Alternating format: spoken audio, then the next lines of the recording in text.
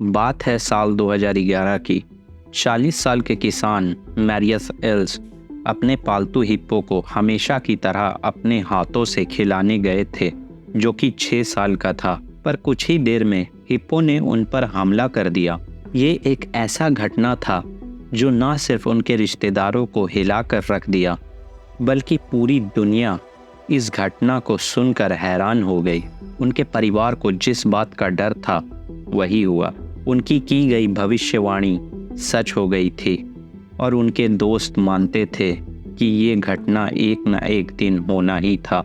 आखिर ऐसा क्या हुआ था उस दिन जो हिप्पो ने अचानक से उन पर हमला कर दिया?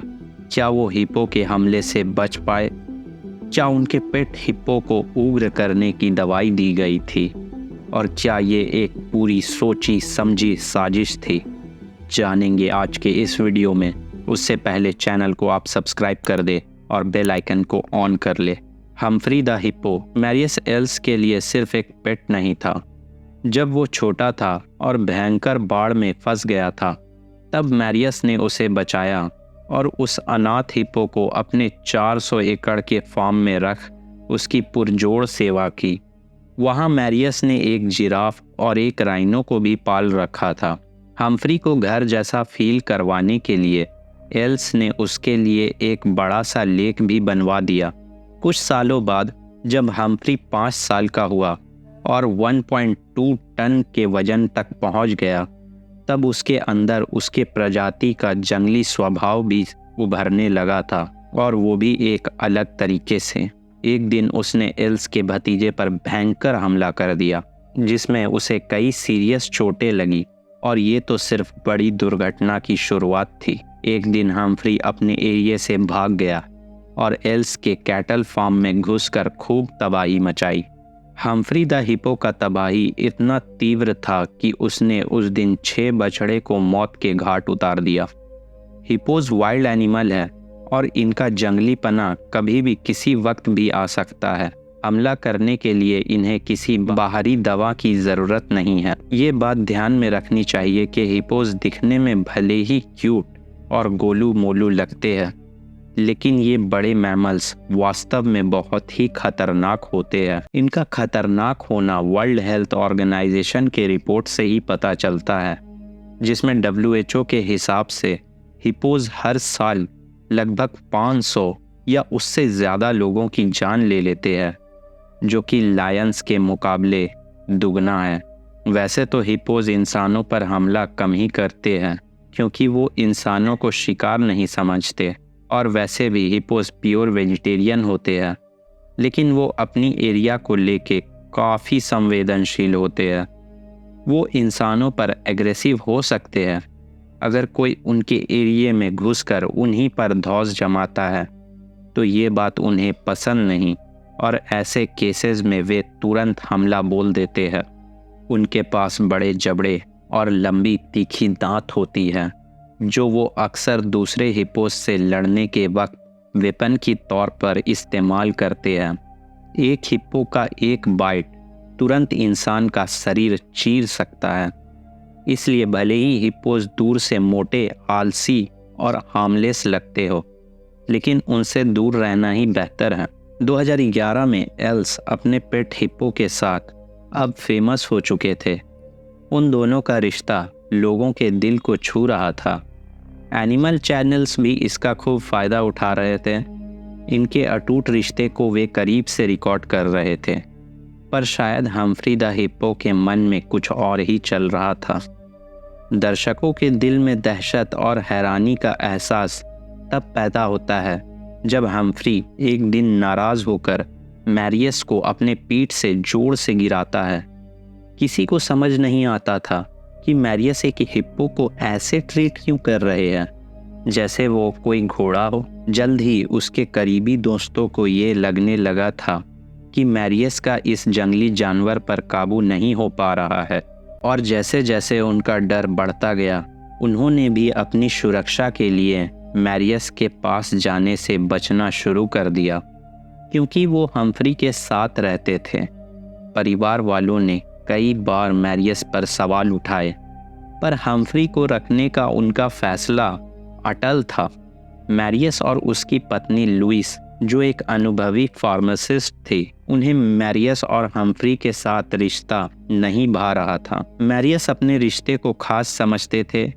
उनका मानना था कि सबसे खतरनाक जानवरों के साथ भी रिश्ता बनाया जा सकता है। लेकिन लुइस को हम्फ्री के साथ बढ़ते हुए खतरनाक हादसों की वजह से दिन ब दिन चिंता होने लगी थी, क्योंकि उनके साथ एक और अजीब घटना घटी जब हम्फ्री ने एक 52 साल के आदमी और 7 साल के बच्चे को दौड़ा दौड़ा कर पेड़ पर चढ़ने पर मजबूर कर दिया, जहां वो लगभग 2 घंटे तक अपनी जान बचाने के डर से फंसे रहे। और अगर ये सब कुछ काफ़ी नहीं था तो हम्फ्री बार बार अपने एरिया से निकलकर ऑकने गोल्फ क्लब के गोल्फर्स का पीछा करता, उन्हें डराता और कोर्स को नुकसान भी पहुंचाता। और मैरियस के भतीजे जोहान को अब अपने वीकेंड विजिट से डर लगने लगा था, क्योंकि उसके सामने मैरियस हम्फ्री को हाथ से खाना खिलाता। भतीजे जोहान को मैरियस की ज़िंदगी के लिए उसकी चिंता और भी बढ़ जाती थी, और उसके दिल में एक ही चीज़ चलती थी कि कोई बड़ा हादसा ना हो जाए। एक दिन मैरियस के 3 परिवार वाले हम्फ्री को खाते हुए देखने के लिए उसके एरिया में आए। जैसे ही वो लोग उसके एनक्लोजर्स में गए, जोहान ने हम्फ्री के बिहेवियर में कुछ अजीब सा महसूस किया। उसने ये मैरियस को बताया, पर मैरियस ने इन सब पर ध्यान ना देते हुए उन्हें वहाँ से थोड़ा दूर सेफ व्यूइंग एरिया में जाकर देखने के लिए कहा। जोहान ने मजबूरी में मान लिया और दूर से हम्फ्री को देखता रहा।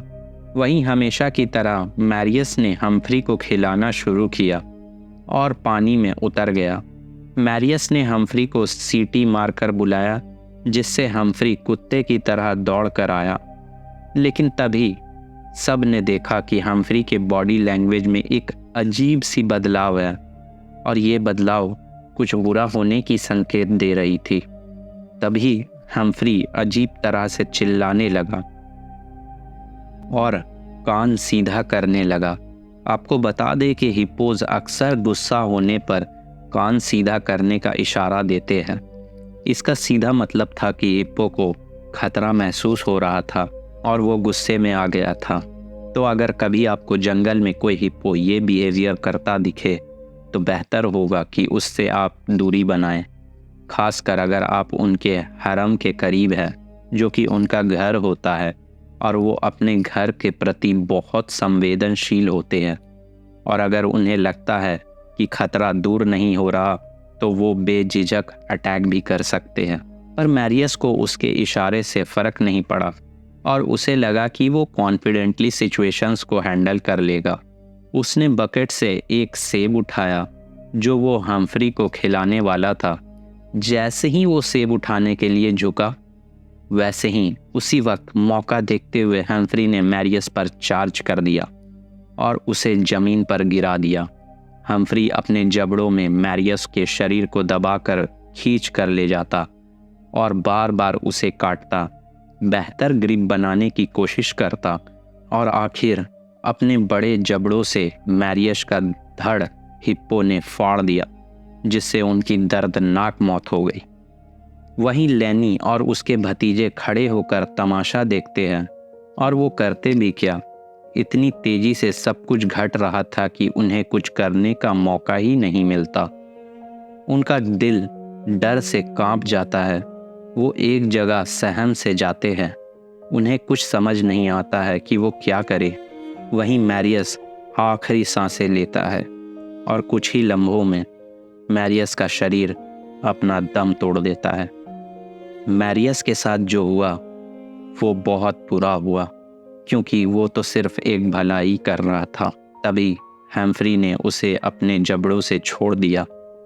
तभी लोगों ने किनारे तक खींचकर उसकी डेड बॉडी को ले आए। आपको क्या लगता है इस दुर्घटना के बारे में?